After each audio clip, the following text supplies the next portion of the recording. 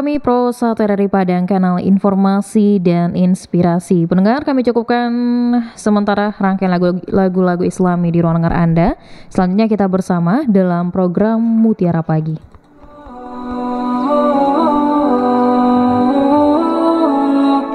Selanjutnya kita ikuti program Mutiara Pagi.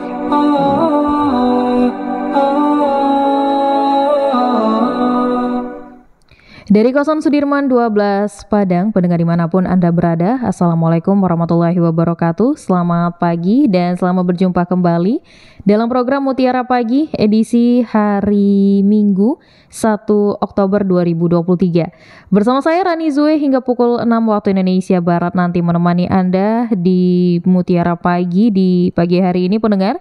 Dan tentunya di kesempatan program Mutiara Pagi ini untuk Anda dapat nantinya bergabung bersama kami melalui line telepon di 812878 atau melalui WhatsApp di 081166669975 serta Anda juga dapat menyaksikan tayangan ini secara live melalui kanal YouTube RRI Pro 1 Padang dan juga secara streaming di RRI Digital.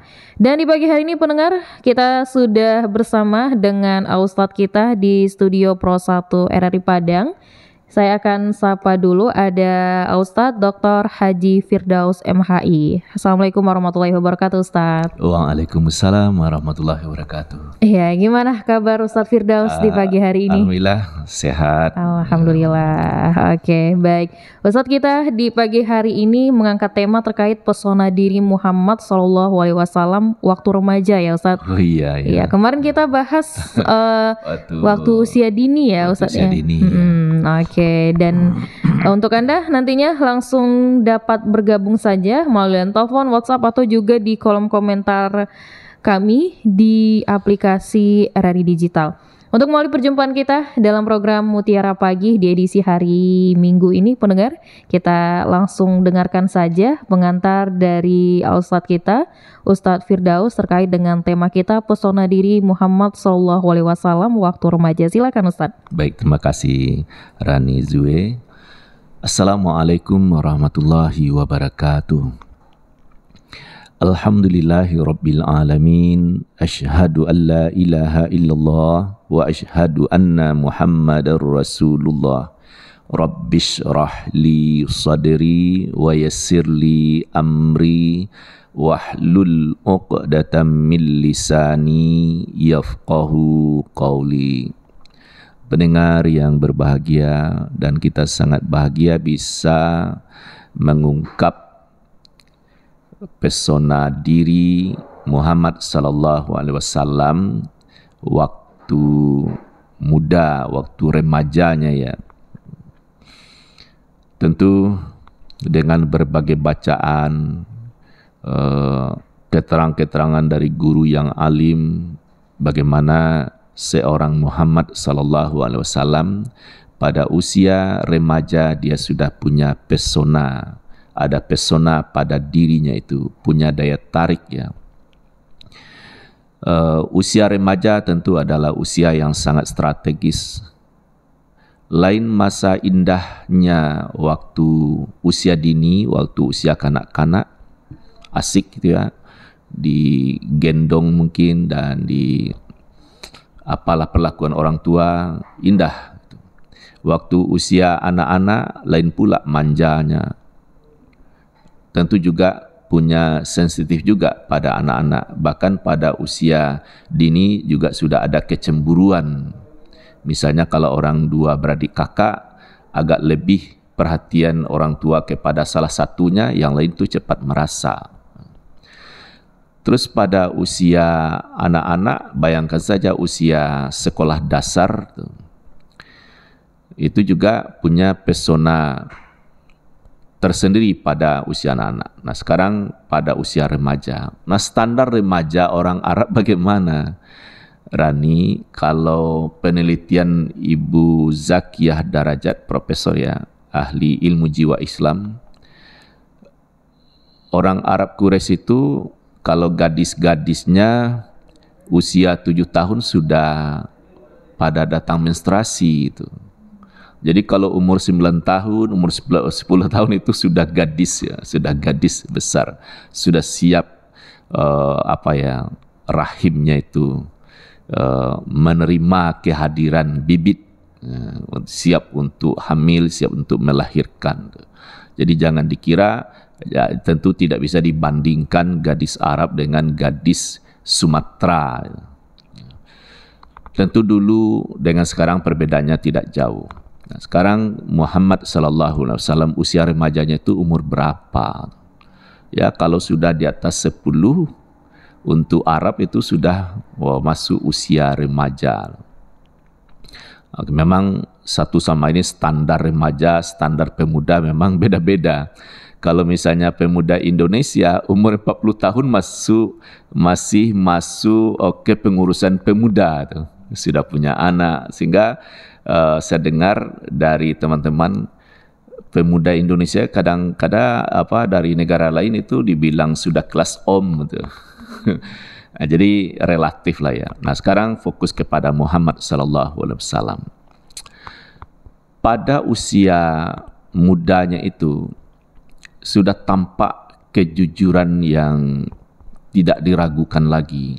Misalnya dalam memelihara ternak pamannya, itu betul-betul dijaga dengan baik.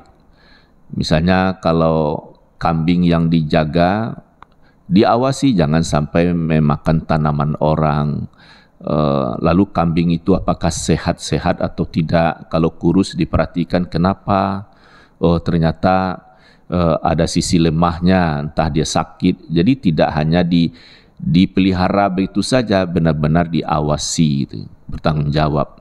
Kalau inspirasi ini ditangkap oleh warga, tentu kambing-kambing orang sekarang tidak lepas begitu saja memakan tanaman orang, bunga, kebun, tentu tidak dilepas begitu saja, betul-betul dijaga.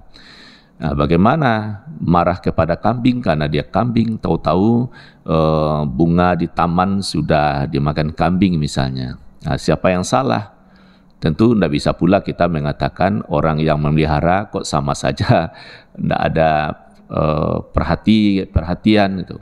Nah, sekiranya orang yang punya kambing membaca bagaimana seorang Muhammad, tentu tidak ada kambing berkeliaran misalnya gitu ya, termasuk ternak yang lain. Terus dia menjaga diri dari perilaku yang mubazir. Jadi satu ketika dia diajak oleh temannya, saya sudah nonton hiburan. Kalau ada pesta pernikahan itu ada hiburan. Hiburannya seperti apa? Ya, ada nyanyi. Kalau nyanyi pastilah, kalau perempuan pasti ada lenggang-lenggoknya dan pakainya seperti apa tuh. Pokoknya menarik untuk ditonton, namanya ada kesenian. Mendengar itu diajak, cobalah kamu pergi juga menonton. Dia juga sebagai anak muda, ya jaga ternak saya ya, itu ya.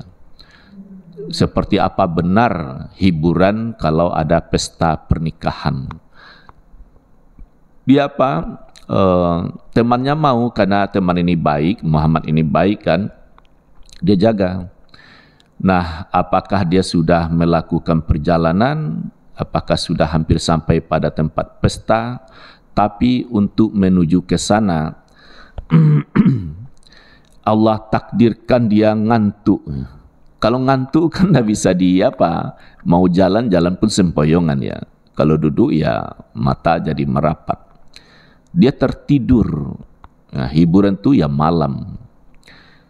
Dia tidur dengan nyenyak, baru bangun setelah matahari menyengat. Kalau di Arab itu misalnya pukul 7 itu sudah terasa panas tuh. Dia bangun, berarti tidak jadi. Nah, karena tidak jadi, lapor lagi sama temannya. Ya, cobalah pada hari berikutnya. Dia coba pula, tapi kejadian yang sama, dia ngantuk lagi. Nah, sejak itu dia tidak ada lagi nonton. Jadi di sini apa? Bahwa dia tidak pernah melihat tontonan yang merusak pikiran sebagai laki-laki normal. Kalau misalnya melihat pula perempuan-perempuan dengan berpakaian, ya bisalah dimaklumi walaupun itu tidak semua, tapi masa jahiliyah itu pengaruhnya kepada akal pikiran bisa dimaklumi. Dia terhindar dari menonton yang tidak perlu. Kan sampai kalau sekarang lebih banyak ulama berpendapat musik itu haram karena dalam pertunjukan musik itu ada kaedah-kaedah yang tak terjaga. Tapi ingat bahwa seni sebenarnya adalah penting ya. Kalau di Muhammadiyah ada itu lembaga seni budaya ya. Nah, kita di Indonesia kan juga ada seni budaya ya. Selama itu dikemas dengan baik itu malah bernilai positif. Nah, tapi kalau zaman jahiliyah seperti apa sehingga dia terbebas. Ada lagi pesona dirinya itu adalah dia suka dengan perkembangan intelektual yang bagus itu. Dia selama anak-anak sampai dia remaja tidak pernah ikut-ikutan menyembah berhala. Tidak pernah ikutan huru-hara mabuk-mabukkan dengan laki-laki yang lain. Tapi kalau melihat tontonan yang berkelas, dia suka. Jadi waktu itu ada sekali setahun di Pasar Ukas, itu mempertunjukkan segala seni budaya, ya kuliner, ya kayak apa ya, pameran itu. Ada pojok bebas berbahasa, menyampaikan puisi, syair-syair. Dia ikut menyimak. Dia dengar pidato demi pidato, syair, ya kata-kata hikmah, dia senang. Yang paling menarik baginya waktu itu adalah pidato dari pihak Yahudi. Dari pihak Yahudi mengungkap begini, nanti akan lahir seorang nabi, kami sangat mencintainya, kami bantu dia, kami perangi orang-orang kafir yang menyembah berhala. Itu isi pidatonya. Dia senang karena Muhammad tidak pernah menyembah berhala. Tapi apa yang terjadi setelah Muhammad menjadi rasul, adakah Yahudi membela? Ternyata tidak. Kenapa tidak? Tentu ada kajiannya, karena yang menjadi rasul itu tidak dari pihak Yahudi. Jadi dia suka menonton pertunjukan yang berkualitas, yang mencerahkan. Nah, terus dia pekerja keras. Jadi dia bersama pamannya setelah kakeknya meninggal itu tidak senang diam dia beraktivitas terus. Di samping dia memelihara ternak, orang lain pun juga suka menumpangkan karena dia bisa dipercaya. Ternak yang dia jaga, ya perutnya kenyang dan seterusnya lah, aman, tidak hilang. Sebenarnya kalau pakan dari ternak sekian bisa saja akan disembunyikan 1 atau 2 ekor. Tapi itu orang langsung percaya. Jadi dia jujur. Terus ada yang tidak boleh dilupakan, dia sudah ikut pergi berdagang pada usia 12 tahun. Kalau 12 tahun itu sebenarnya untuk kita di Indonesia memang usia anak-anak ya. Tapi itu sudah masuk usia remaja. Dalam perjalanan itu dia menyimak bagaimana pahit getirnya berdagang, berjalan jauh, karena dari Mekah ke Madinah saja itu 8 hari. Masih jauh lagi perjalanan ke negeri Syam itu. Nah, dalam perjalanan itu kiranya dari pihak pendeta Nasrani di Bahira, dia lihat kok awan mengikuti rombongan itu ya. Terus dia sediakan makanan dan minuman di tempatnya itu, lalu di stoplah perjalanan rombongan. Waktu itu dipimpin langsung oleh Abu Talib. Orang dulu berdagang tuh rombongan. Salah satu di dalamnya Muhammad. Nah, di situ dia lihat ada tanda-tanda ini. Tanda-tanda orang disuruh masuk ke tempat makanan dan minuman yang sudah disediakan, yang Muhammad tinggal di luar. Tinggal di luar. Setelah sampai di dalam, kok ada yang kurang ya, ditanya, adakah yang tidak ikut masuk ke sini? Ada, itu ada anak kecil di luar. Akhirnya disuruh masuk, ikut bergabung. Pendeta ini bertanya kepada Abu Talib, siapa ini anak kecil? Ya, kan masih kecil, dia paling kecil ya. Anakku. Lalu pendeta ini berkata, dia bukan anakmu, bukan? Iya. Siapa sebenarnya? Dia adalah anak saudaraku. Kan anak Abdullah ya. Ya. Baik. Terus dia ungkapkan setelah dialog berlangsung bahwa anak ini adalah dia akan menjadi orang besar. Oleh sebab itu saran kami kepada kalian, bawalah Muhammad ini cepat pulang karena dia adalah akan menjadi nabi. Nanti kalau diketahui oleh pihak Yahudi itu bisa membahayakan, karena dalam kitab Taurat maupun kitab Injil ada tanda-tanda kerasulan itu. Jadi pada usia remaja itu sudah tampak pesona, punya daya tarik itu. Daya tariknya itu bukan hanya secara tingkat rendah, dia bagus, dia lemah lembut, menarik, tapi bagi orang yang sudah dalam ilmunya selevel pendeta waktu itu ya, dia sudah mengetahui pada dirinya itu ada daya tarik, tanda-tanda keistimewaan.